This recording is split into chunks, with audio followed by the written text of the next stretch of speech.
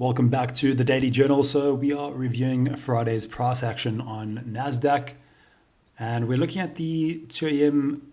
reversal candle. Of course, it's the continuation of this downtrend that the weekly has been in. And so, yeah, if you've watched any of my other Daily Journal videos this week, you'll know my bias for the weekly.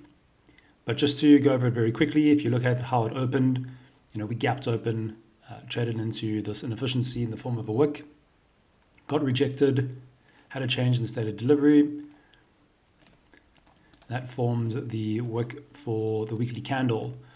We then continued to trade lower and close below this new week opening gap, the previous one. We then traded to the upside, swept the previous day high. This was SMT with ES. And subsequently sold off. And this was a really lovely continuation. Of course, this was a reversal candle. So, yeah, price traded lower, and this is where we were going into the 2 a.m. candle. So this is the candle that we're looking at. So we clearly bearish, right? And you could argue, if this was the 2 a.m., then having swept this previous low here, then sure, I would trade to this candle over here. And in fact, I wasn't trading on Friday. I just was reflecting on my journaling and reflecting on my trades for my journaling on the Friday morning. Had an absolute crack of a week. And I said to myself, with this candle having done, the sweep here, a shift, change in state of delivery over here. And these were equal highs, right? So going into the session at 2 a.m., I was like, look, if this trades lower into this 50-minute gap, it was also a 1 hour gap, then I'd look for a 1 minute market maker model to trade this continuation to take out these equal highs.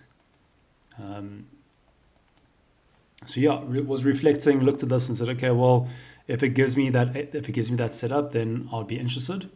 But if it sweeps these highs or takes it out, I'll be done for the week. And start my week early. So we subsequently went and took out these highs. And the thing is, we also had SMT with YM, and of course YM had all these relative lows down here. So this was quite an attractive trade on YM, but we'll stick to NASDAQ because at this time there's very low liquidity in YM. So yeah, we've just simply got this market maker model, that being a sell model, and we've got these lows here from basically the Asian session, right? So there's some sell side liquidity.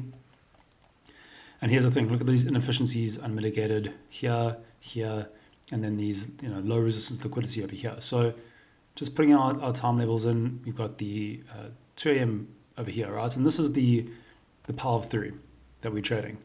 And the fact that we've opened the 2 a.m. candle and traded above the open, right? We're technically trading in premium relative to the opening level, and then taking out buy side liquidity. If we have a change in state delivery here, we would be forming the wick, and we would have taken out 2 of the previous candle's highs. So going into the London session, into the open, bam, straight down. And this is the candle that I would use for the change in state of delivery, simply because that is the swing low basically that led to the sweep. Right? So it wouldn't be this candle over here. I'll just ignore this and go straight to that. And it also lines up perfectly with the opening level. So even if I weren't to use change in state of delivery, which is my confirmation model, I could still use, classic support and resistance theory of using this time-based level, right? So it was, previously support, it's then inverted that, and then it should act as resistance now. So bias is confirmed to the downside here.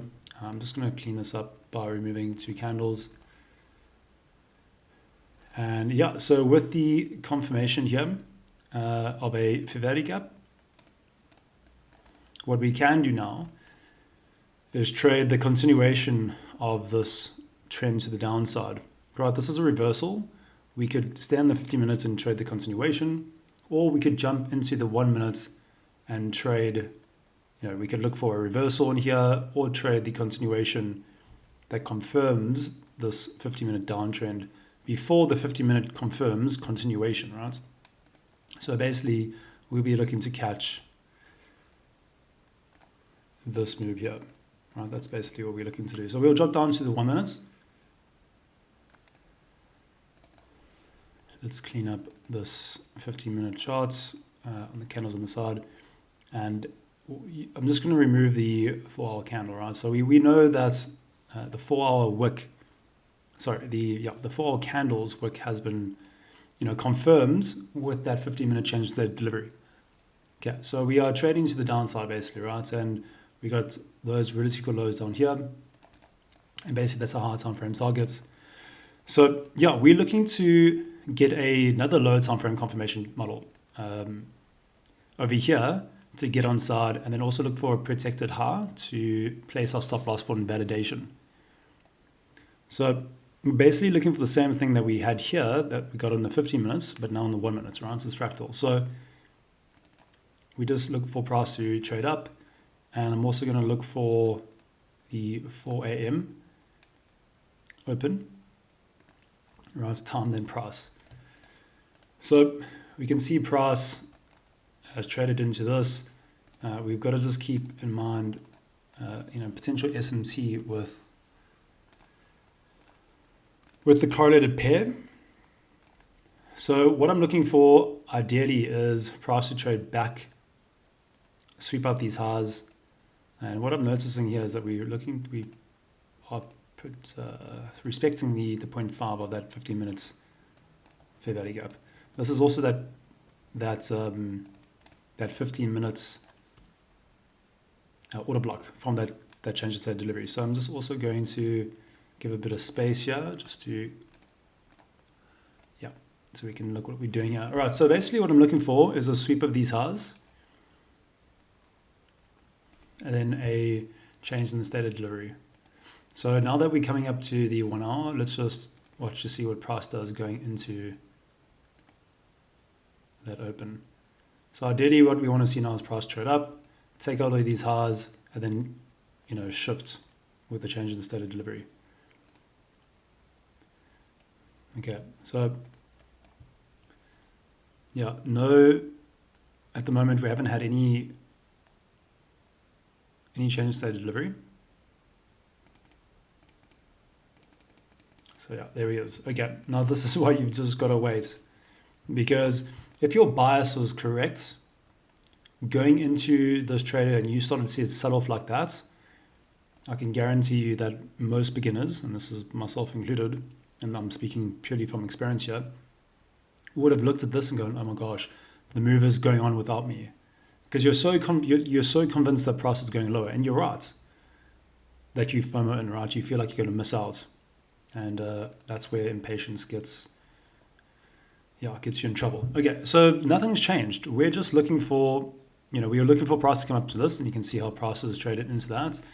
In addition to the fact that we have swept this liquidity. And what I'm also looking for, what's caught my attention here, is this little volume imbalance. Okay, so what we're looking for here is price to continue and then get a sweep, which is then a reversal model. Right? It'll be a 1 minute reversal model. We'll go back to ES when I need potential SMT confirmation. As an all SMT I'm using for is that in case these highs don't get swept, then I see a potential a change in state delivery, which would have come from a sweep, but there is none. I'd look for the correlated pair. Okay, there we go. Case in point, right? This immediately swept. This hasn't. So again, it's at this point where you could get worried about the move going on without you. But remember, our targets are much lower. Right? Once you know where price is going, your entry is the least important part. We've got clear invalidation now, right? These highs have been swept, so I'm just going to leave, take ES off. Let's just zoom in here. Now, this is the thing that if you're not experienced, the 1 minute charts, you've got to process all of this in real time and pull the trigger, right? And when you see a move like this, I can almost guarantee that most people are just entering in straight here, then going, oh, well, my risk reward's really bad, so I'm just going to do something like that, then you get stopped out, right? So I'm looking at this like that, just to give you, that's basically what I see. So price is traded into this, swept these highs, and then we've shifted market structure, well, what I call a change in state delivery, or a change in state delivery. Okay, so basically what I'm looking for is to get on side here. So I could market order in, okay, or I could look for the continuation, because this is the reversal. I can look for price to form a fair value gap. Once price trades into that fair value gap, I then have a protected high. Okay, perfect. There we go. So now what I could do is I could place, I could do one or two things. I could do this. So that's correct. I could do this. Right, remember this is the targets to trade to. Right, so that's option one. Price trades into that, fantastic. Or option two, I could wait for price to close below this. The moment it does, okay, so remember that was a 3.87. I'll actually leave it there for us. If price closes beneath this, this high becomes my invalidation. Okay, we haven't got that yet, or have we? Let's zoom in, because literally all you need is a close. Okay, it doesn't look like it is.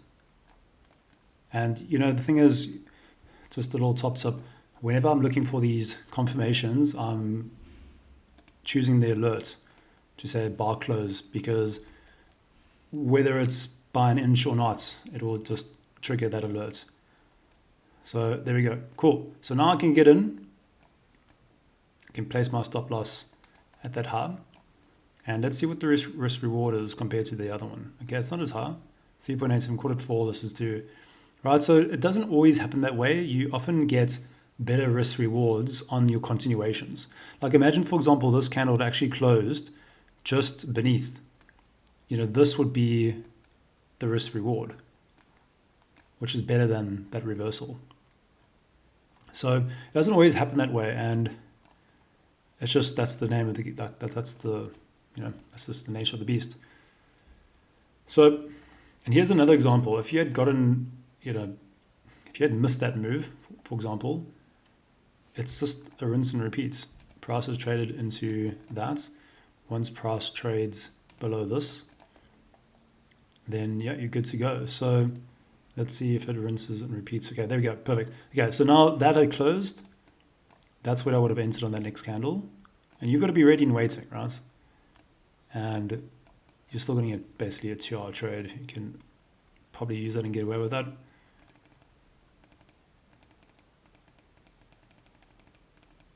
And eventually, does it come back without taking us out?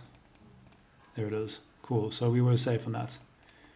So yeah, that's the London session, all the way up to 5 a.m. And eventually by, just after 5, you had trade 1, 2, and 3 to trade that. And let's look back at that high time frame candle. And that's the whole thing. Remember, you've got to, that is the type of things that you're looking for. I spend most of my time on the 4-hour charts waiting to confirm that we're going to get, expansion on the 4-hour.